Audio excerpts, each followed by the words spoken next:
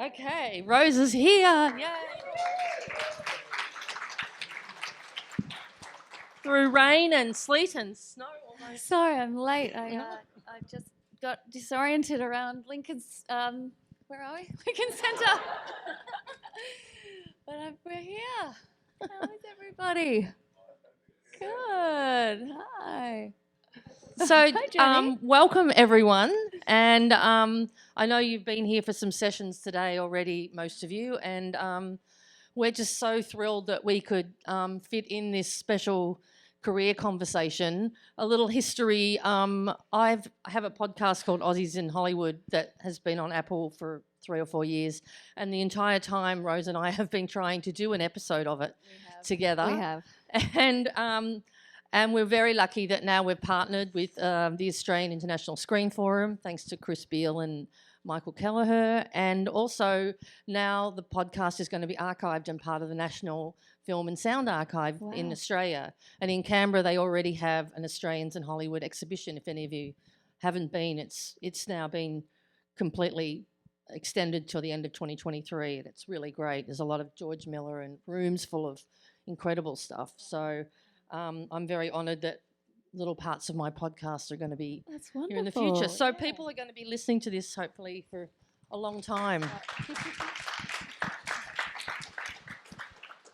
Okay, so we should start at the beginning. Although you've had one of those careers where things happen slowly, like they evolved. A lot of people who had careers like yours started sort of gave up at some point and just said, forget it, you know. But yours just kept getting bigger. Each one got bigger than the last one, right?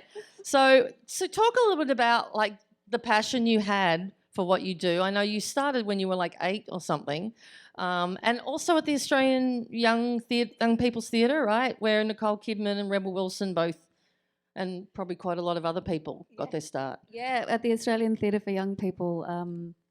I started going there really young. I was 8 years old and I grew up in Balmain, and a bunch of kids used to go there, and a friend of mine, Rosie Fisher, who is now a producer in the arts, she suggested that I go. She was a student there. And it's a wonderful, wonderful, theatre program for young adults, ranging from ages 5, I think they do, through to early 20s, and I'm still an ambassador for the company. And so I started going there really young, and then got cast in a film. Casting agents came around to look for a young kid for a film, and I got this part when I was 13 and kind of got bit by the bug. Yeah, very young, very young. So prior to that, what were your early cinema memories, in particular Australian cinema memories? What when you look back, what were the things that made you think, oh, I could do this? Well, my parents were, Balmain was a pretty bohemian suburb, I suppose, when I was born in the late 70s. But we really went to galleries more. My parents were more into, if anything, but galleries and museums and stuff. We grew up with a lot of art in the house, and classical music and things like that, and acting kind of came, as I say, later. None of my siblings were into acting, and I think being the youngest and bit of a clown, I was drawn to it. And my memories of Australian film are the classics, like The Year My Voice Broke was a profound movie I remember seeing at a really young age, and, having a profound crush on Ben Mendelsohn. And did you ever tell him that? Oh, yeah, for sure.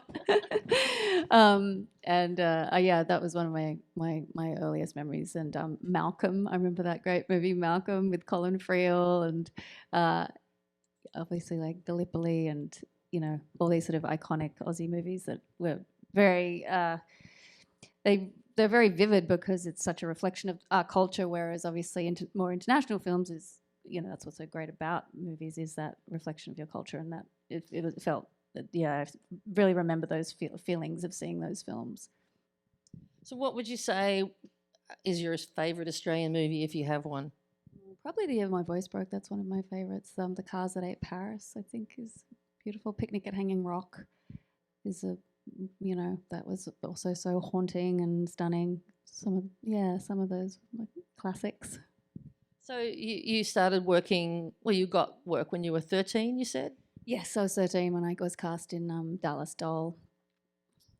with Now, Sandra that was the one that Bernhardt. Sandra Yes, Bernhardt came to Australia to she star did. in. Yes, yeah. Yeah. And I How played, was that as your first experience on a set?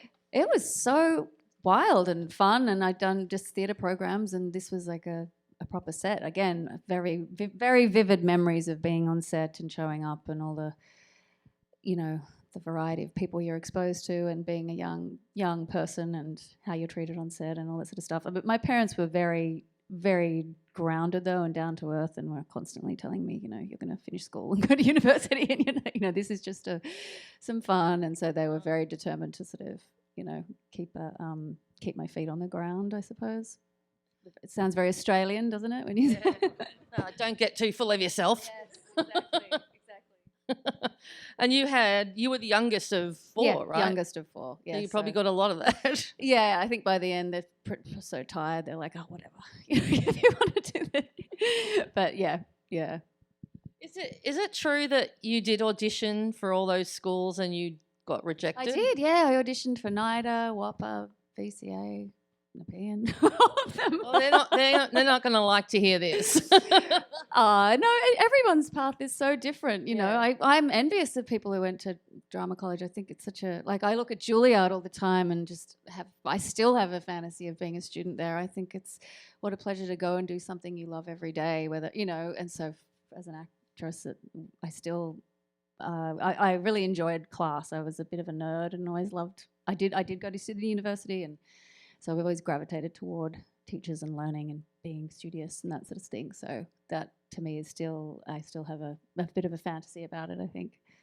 And so then you actually did end up studying acting, but in New York with people like William Macy and David Mamet. Is that true? Well, the Atlantic Theatre Company was started by Macy and Mamet and Felicity Huffman and a bunch of actors and writers, and it's still here in Chelsea. It's a wonderful theatre. And the technique they use, practical aesthetics, became this kind of cult hit in Australia. I don't know if any of you have been affected by it. Oh, affected by it. That sounds a bit. If you've, I don't know. Can you try and explain that? Well, it's very Mamet. It's very nuts and bolts. It's very sort of empowering to the actor, and it's controversial like Mamet. Character doesn't exist. It's just words on a page. So it's very demystifying. It's sort of reactionary, I think, to the method. It's very much, it's the opposite of that, like all good sort of acting movements. It's challenging. It's based in Meisner and really early Stanislavski, and it's a wonderful technique that I still go back to when I feel like I need to decipher something properly and really break it down to its bare bones. Wow. So how long were you involved with them?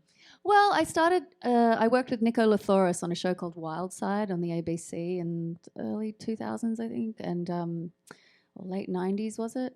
Late 90s, yeah. It was really a long time ago. And he's 1999. He's a wonderful, famed dramaturg in Australia who's very close with George Miller and has worked on all his movies. And he worked on the show, and it was really one of those, like, wow, seeing the light kind of cultish feelings almost of really falling in love with the way he worked, and that was kind of my way into on that path.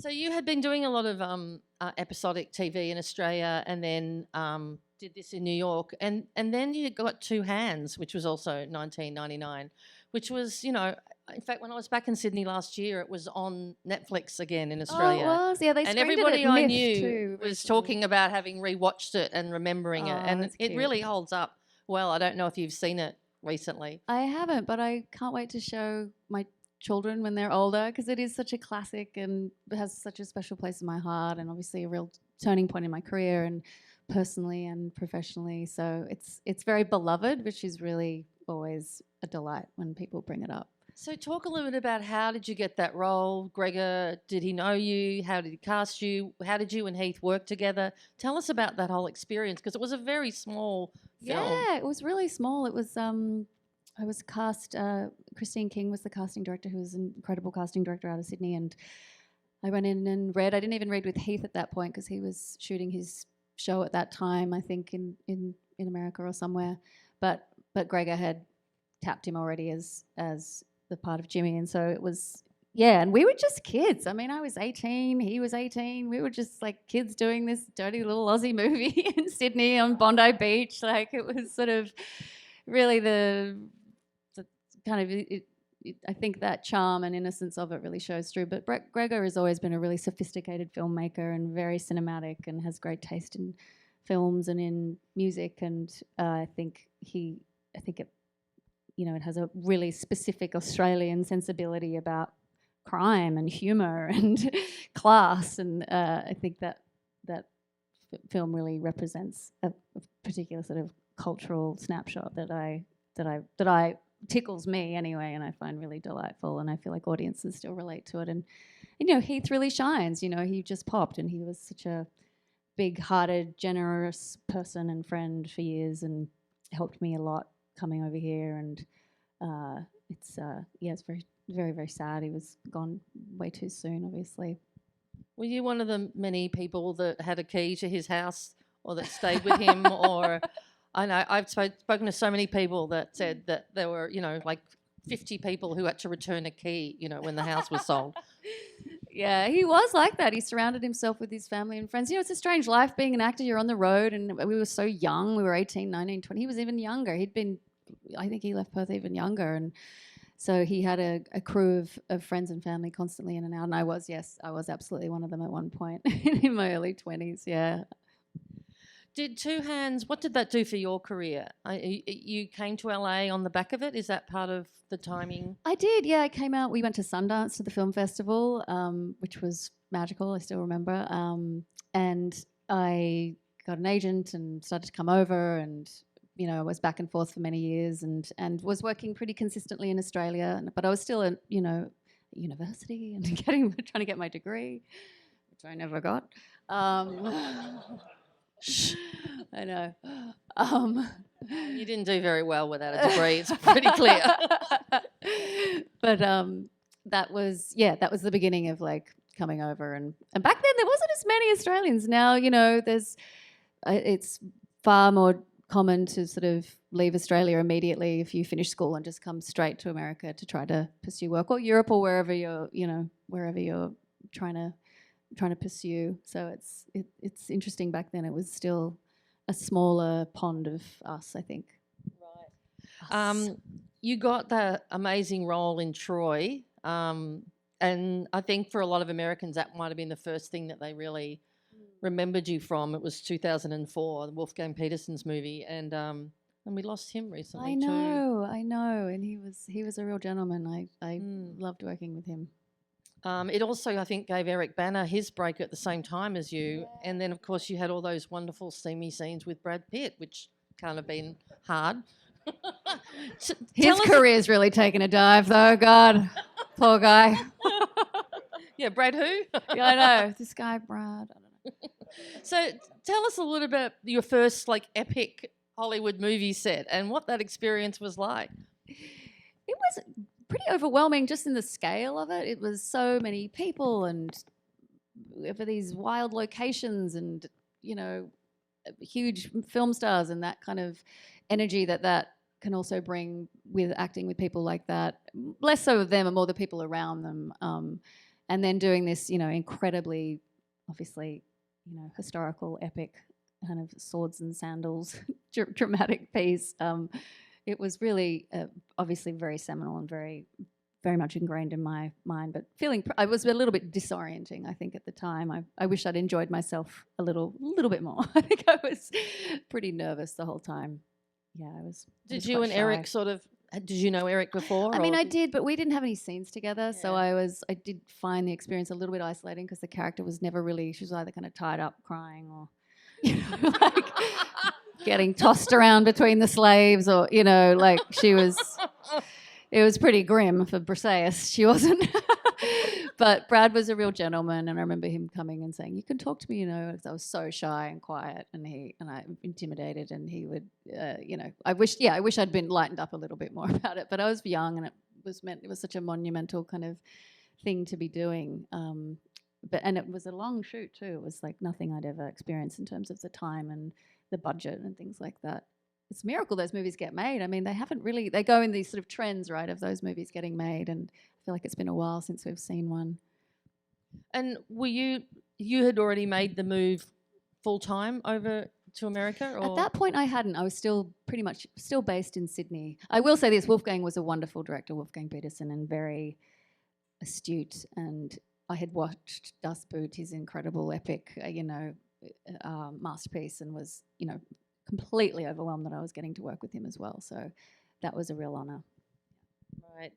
I think the first time I met you was when you started on Damages, or maybe around that time. I think we've done many press conferences together, me and Jenny. Yeah, been at the Golden Globes a few times. Oh yeah. Thanks to your nominations.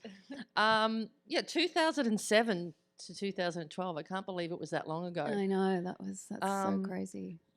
A lot of people think that your show was one of the first that showed that movie stars would go to television and that it wasn't looked down on anymore.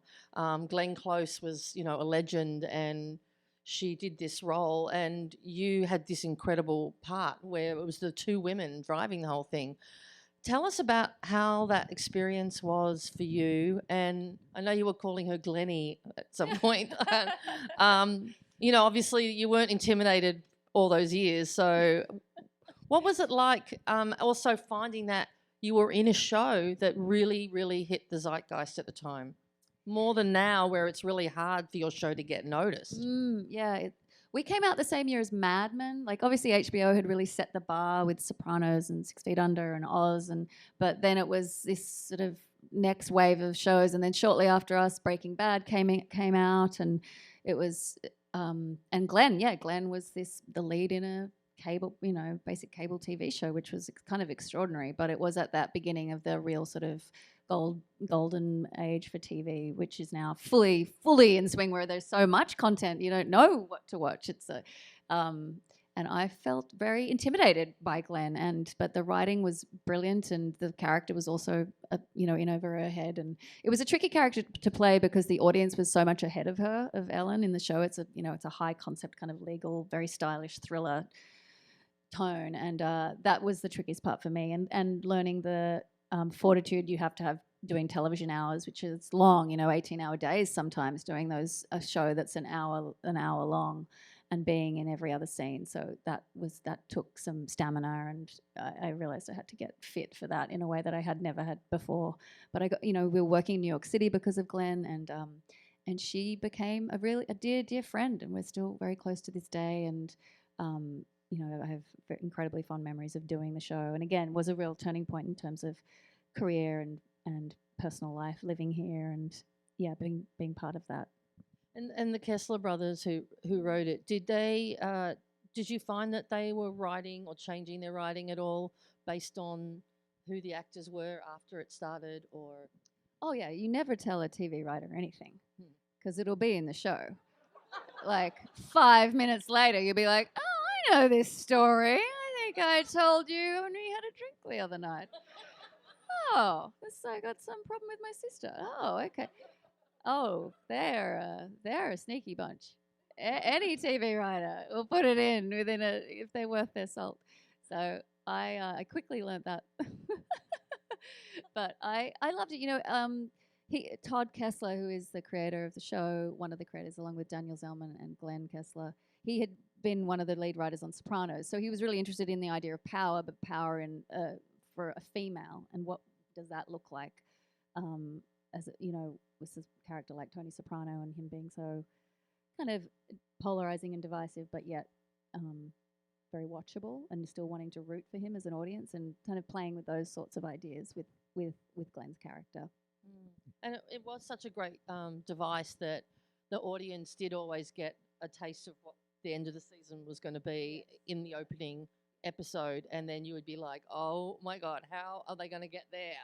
Yeah. Did you know everything that was going to happen to your character? At what points did you find out? Probably the day before. They'd be like, so this is what... No, they had a very specific way of working, which really was, they wrote very, very late with their ideas, and it was just the way they work, and I'm not sure if they still do work like that, but back then, so it was nerve-wracking. Me and Glenn were constantly just like in a state of but it's a different muscle that you learn how to use. But frustrating as an actor because, you know, I'm like, ask too many questions and I'm very nosy and about the character and what's happening and wanting to have a sense of, you know, orientating myself. And this was a lesson in letting go of all of that. So you would just know that you were going to be standing on a roof looking like you were going to commit suicide or something at Pretty the end much, of the season. yeah. You had no idea Exactly. what was happening. I would trust it. It was very much an exercise in trusting the writers, exactly, that they had a grander plan.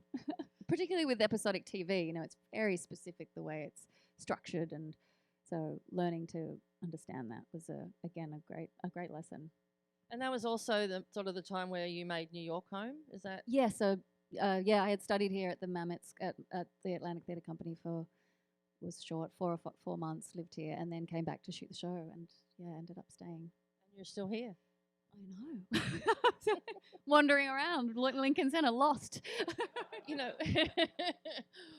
when Damages came out, there was so much attention on not just on Glenn but on you, because you held your own against her. I mean, there were a lot of showdowns with those two characters, and I think a lot of people were looking at you. I mean, you were getting the Emmy attention and the Golden Globes and all the rest of it as well.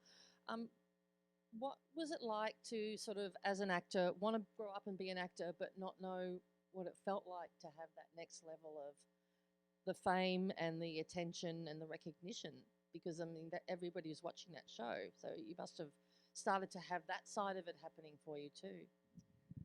I guess it's because it's such a, as you say, it was a very slow process for me of working here, there, back. So it was, I was in my late 20s by that point, and I look at other young actors who are really thrust into those situations, very younger, much younger, and with way more attention on them, and I think that would have been very hard for someone my type of personality, and I felt with Damages I felt, you know, really working with Glenn was such an incredible experience. I mean, she's just such an exquisite actress, and I felt the need to really rise to the occasion for that. Like, she just raises the bar like any great actor. And I've worked with so many, so having scenes with her every day, toe-to-toe, was just such a pleasure and such a challenge. So I would imagine, having that many scenes with her over that many years, you get a lot of experience. I mean, were there any particular lessons you look back now that you took out of that experience that you apply in some way in your career or your acting? Well, again, working on TV is not for the faint of heart. It is hard work. It is long hours, and it is a long shoot, and it's a marathon. And trying to stay on top of the material and on top of your energy is a different game, a different ball game. So that was something I had a really crash course in doing Damages for sure. I hadn't realised until I was reminding myself of all of your work that it was during the time you were doing Damages that you made these other films like Insidious and Bridesmaids. How did that fit in? Were you looking for different things to do on your hiatus? And you worked with James Wan and Lee Winnell, obviously, on Insidious, which was the beginning of their big journey to where they are now. I know. I kind of forgot that I did those at the same time, to be honest. I don't know. You know, when I wasn't the only one. You're an actress, you're just like, I was just wanted to work. I just love working, and and those jobs were great and very different. And Damages was an interesting journey, but in between I did these films, which is odd, isn't it? I forgot that I'm so old now. That's the thing, is that time goes on, guys. Did you know that? And Get Him to the Greek, which yes, it's one of my personal favorites. I know. I love that, and I loved your character in that. And thank you. That movie, with Russell Brand, was just really quite hilarious. So silly. It sort of brought you into Nick Stoller's sort of family too. You've done a lot of projects with him since then in comedy. I know. I just finished a show with Nick Stoller and Seth Rogen and Francesca Del Banco, a show for Apple, a 10-part series called Platonic, and it's about Seth and I and our friendship. And anyway, it's a very sweet, funny comedy. But we were reunited just recently, so it was very great to and again of course you did work Neighbours with some old friends. Seth. Yes, I did the Neighbours films with Seth too. Yeah. So there was always a lot of talk about is she a comic actress? Is she a dramatic actress? People would see you in Bridesmaid and then they go, oh, look, she can do this really dramatic stuff. I mean, were you deliberately all the time looking for just a different challenge or a different role? Did you see yourself as having a strength in one or the other? And I mean, what was your own perception while, because I know a lot of journalists would ask you questions like that, about, do you see yourself as a comedy, actress, like after Bridesmaid especially? Yeah, I think it's my favorite actors. I mean, one of my favorite shows ever is Fawlty Towers with John Cleese, and his performance as Basil Fawlty is like growing up. That was one of the shows that we were all kind of allowed to watch together as a family. My parents were really strict about TV, and that physical comedy was always such a huge influence on me, and I just loved that character and the timing, and I knew everything about the show. Like, it took 6 weeks to shoot one episode of Fawlty Towers. It was like rehearsed so well, and it was incredibly fine-tuned. And then I'm a huge Julia Louis-Dreyfus fan, of Elaine Bennis and in Seinfeld and all her physical comedy. And then, when I auditioned with Kristen Wiig, I was just, again, such a big fan of her work and her comedy. So I was a fan, I don't know, I'm a fan, like everybody. I just was, and I wanted to, I think as an actor, you're terrified of getting pigeonholed into anything, and you want to try other things, and I was absolutely determined. And I think that spirit of, that great Australian quality I think we have, if not taking ourselves too seriously, which is really what Seriously Red is about, the film that we're here for tonight. So it was definitely something that I was actively trying to pursue Well, you did pretty good at it. I mean, it was pretty hard to see Damages and then to, I don't know what you're talking about. Damages is hilarious. It's like The Big Bang Theory. It's a similar show. Yeah. Okay. I better go back and rewatch it. Yeah. But it's also, I think the best drama is it's the face. It's like crying. It's the same place. So I approach it exactly the same way. If not, I think comedy's harder because it's exactly the same as a drama, but on top of that, you're trying to get a laugh. So it's the most precious kind of part of the scene. But right. But I also find it interesting that you were able to break out of being stereotyped. That there were people willing to give you those kind of jobs in the middle of a show where maybe that was all they knew about you.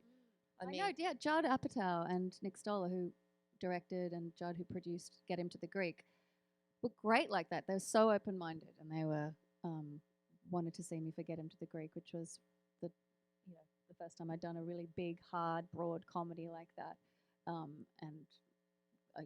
It's that sort of idea of those open minds who do that. But I mean, I personally love seeing when you see a comic actor known for their comedy, really give a dramatic performance, or a dramatic actor doing a comedic performance. Like those are so exciting to me as a viewer watching that, because I think it's a very fine balance fine line you're walking, and those are the performances I'm always drawn to. So you must have been really thrilled when Bridesmaid became this massive, massive hit, right? No, I was miserable. Okay, Jenny, come on.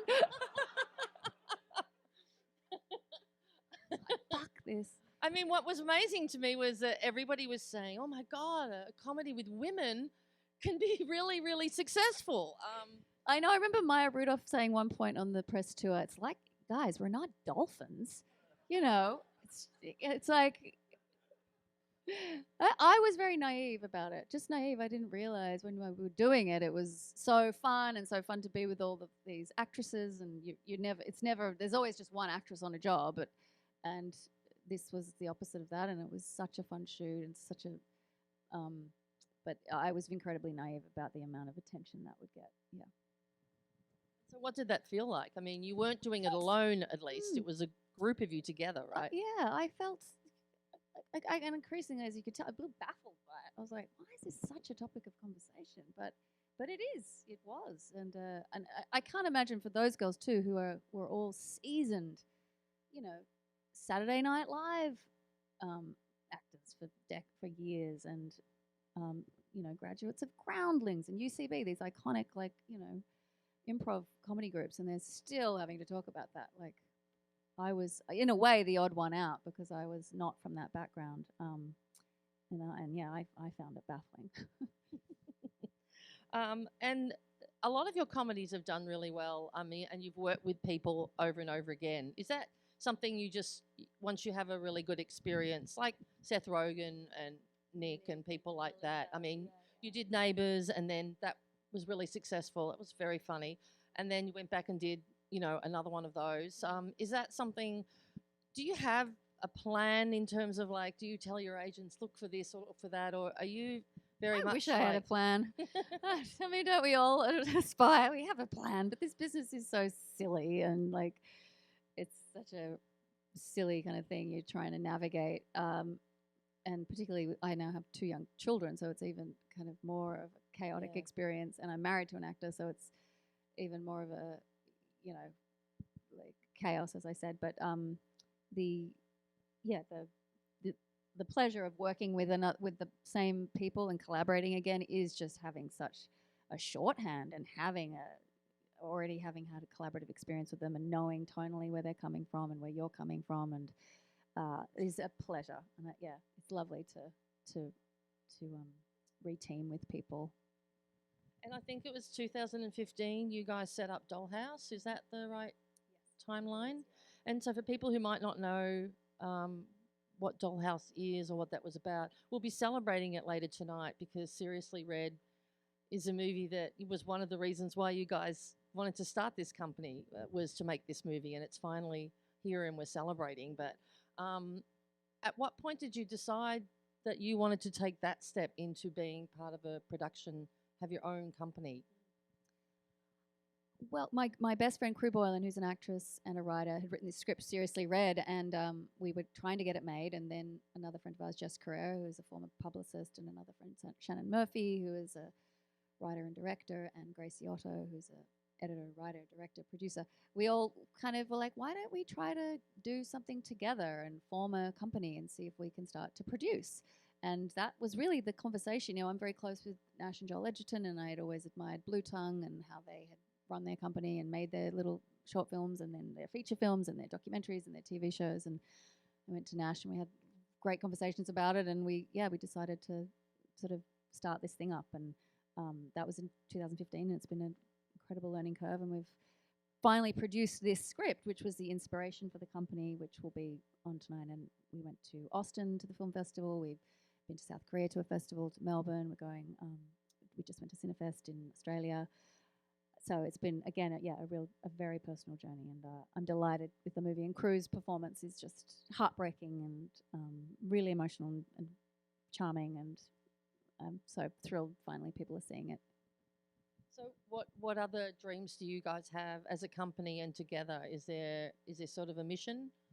Well, to produce great stuff is the simplest answer, and it's a learning curve too, though, the way these things get made, and particularly in Australia, and that understanding all the ins and outs of that has been a learning curve, and something I've been really enjoying. And like all great performers who I admire, I think trying to source your own material is always exciting, and that's been a fun part, is reading, and discovering things.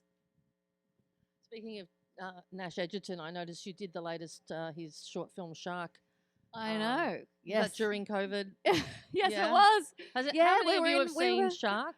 What's that? How many of you have seen Shark? Yeah. Yeah. Well, go on. I think it's on YouTube now, is it? You've got to find it and watch it. It's the latest in the series of short films about this terrible prankster who creates havoc. And you did it was a very funny one with a shark attack. Well, it wasn't funny at the time. It wasn't funny at the time, but yeah, I've been friends with him for so long. He's like, it's such an old friend. And he just asked me, I was in Australia in Byron Bay because Bobby was shooting 9 Perfect Strangers in the height of COVID, where everything was locked down here, and Byron was still, acting like everything was normal. Because it was, to be fair, it was this oasis. It was so surreal. We flew from here to there, and I got to do that, and it was so fun. Again, reteaming with old friends is like, there's nothing better or more fun or more familiar, and it was very special. Was Peter Rabbit kind of something you wanted to do because you'd become a mum, or was that a bit of both? I love those books growing up. I think they're bigger in Australia than anywhere. Certainly bigger than here in the States. It's obviously that kind of cultural link we have to England. And Will Gluck I had worked with on a film, and he came to me and sort of pitched me the idea, and it went from there. And we decided they could shoot it in Australia, which was incredibly, fortuitous and such a gift for me. And it was really fun to do this genre of a kids film, which I had not done before, and to be able to show the kids one day. Although I try, and they don't really want to watch me. They still haven't seen it? No, it's okay. We're good. They still haven't seen it? Well, I've tried, but they not interested.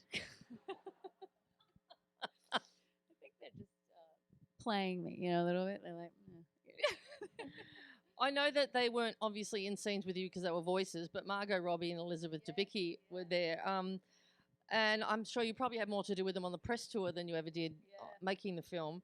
Do you consider yourself part of an Aussie family of people that have made it outside the country? It seems like a very supportive community. There's something about being from a country like Australia where there's only 25 million people, and then from the business is only even less. And so when there is a fellow Australian, even if you don't know them that well, there is obviously a cultural branch that you have.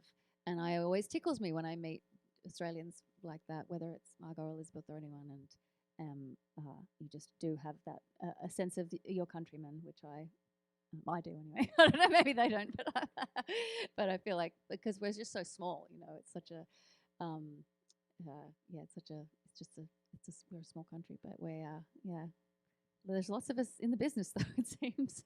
And growing by the day, right? Now we can't even name them all. It's amazing. Back when you started out, everybody knew who the Australian was. I'm sure, So I always ask one question in all of my podcasts to see, I'm always curious what people's theories are on this, because you probably get it too, but for all the years I've lived in America, people are always saying, what's in the water down there? Yeah, that's what they say to me too. How can so many Australians, and not just in front of the camera, but all so many DPs and directors and writers, and do you have any kind of a theory about why you think that is? That it's an extraordinary number, given that we are such a tiny country. Well, do you? I've got lots. You don't want to hear mine. I don't know. It's interesting being married to an American because you get the perspective of them coming to Australia and seeing the culture and so on and so forth, and that's been really fascinating to me. And with his sort of appreciation of it and the qualities that we have there, and that's been really eye-opening for me, I think. But that doesn't answer your question, and I don't know. I don't know. You did sort of, in some ways, it's about the people. Sometimes it's about something about the attitude or the way the working ethic. Yeah. Some of those things that Americans seem to really admire and yes, like working with. Yeah, I know. I wish I could be more articulate about it. I just put words in your mouth. But no, I appreciate it. I wish I could be more articulate about it because it is an interesting conversation that is worthy of having, because our country is complicated and has a really weird, dark, disturbing history that a lot of people also don't know about. That is like also part of the story is the story. So like it's a very interesting path to go down. Yeah. And I don't know if you've had anything to do with the National Film and Sound Archive before, but I'm just curious to know like what your thoughts are about the idea of preserving and making sure that we protect all of these amazing things. Like the two hands can be seen in 100 years, or even now it's being restored. As I get older, I'm like so desperately sentimental and nostalgic about that stuff. Like, so for me, it's just taps into all of that, and I adore that stuff. Like, I'm more than ever like going down the road of 23andMe and family history and film history, or like anyone's history. I've become more and more interested in that as I get older. So it just taps right into that for me, which is I think it's delightful and really, really special. Getting to see a lot of the work from the previous generations. Were there any Aussies that, you mentioned the films, but were there any Aussie actresses in particular that really inspired you that you think about? Oh, I mean, so many. Judy Davis is obviously an iconic, incredible, iconic figure who I've always admired. Ben Mendelsohn again, I think he's maybe one of the greatest actors we have. I think he's incredible.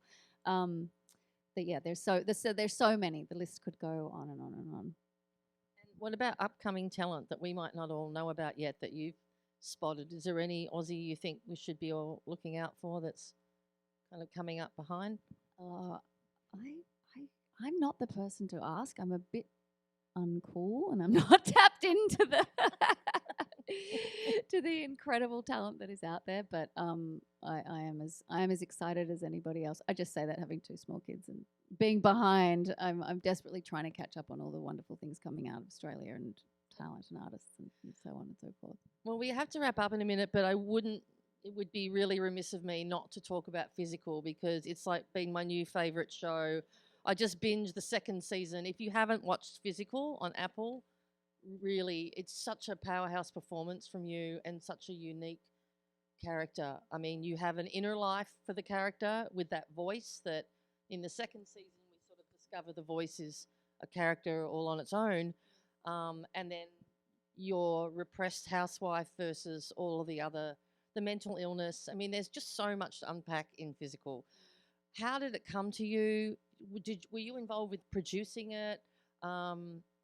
What made you want to do it, and what's it been like, that experience for you?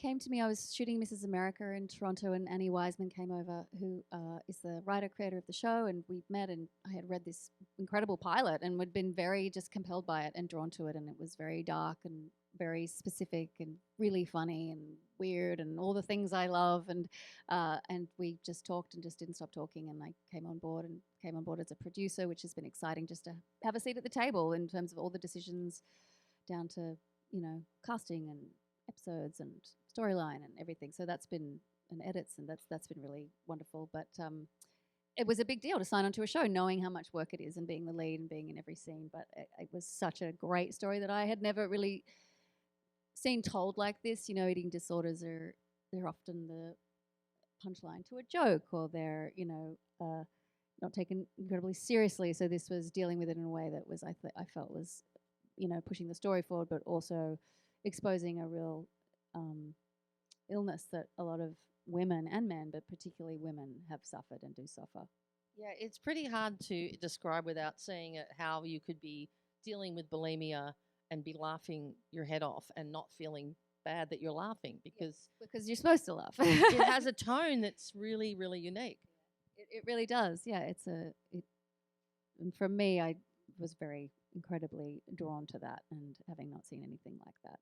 And there's a season 3 Yes, yeah, we got picked up for a season 3, which was good, because season 2 ended right in a cliffhanger. So, and another series now coming up. You just mentioned you've just finished. Yes. So is TV sort of like the place now you're kind of like returning to, that you like for some particular reasons? Yeah, or I mean, just the material? Those two jobs, we'd been trying to make Platonic for many, many years with Seth Rogen and I, but the schedules had been just too hard. But I'm about to do an independent film here in New York with Bobby, actually, which will be really fun. And we start shooting that in a couple of weeks, so that'll be fun to do. I haven't done a film for a while, so it should be fun. Well, that's great.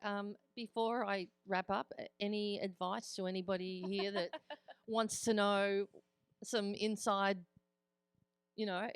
guidance on what to do? Like, what would you tell the people that come up to you and say, how do I get started? How do I get into it? That's a big question. I mean, it's such a internal temperature gauge of your own journey and where you're at, and the business is a tricky business and a silly business and a great business and all the things. But for me, it's been a slower journey, and I think you just have to run your own race. You really do. You've got to run your own race, because if you get lost comparing yourself or competing or all that stuff, it can. For me, I've found that's just never been a productive way to approach the day-to-day of this business. So that's, just keep your head down and keep shooting the baskets. Run your own race. I love that. That's great. Great advice. And we're all in for a treat tonight. If you seriously, Red is a really fantastic film, so I can't wait. We'll be having a whole other conversation after that. So really, thank you so much for your time and your energy, and we're so thrilled. Thank you guys. Thanks for coming. Thanks, Rose.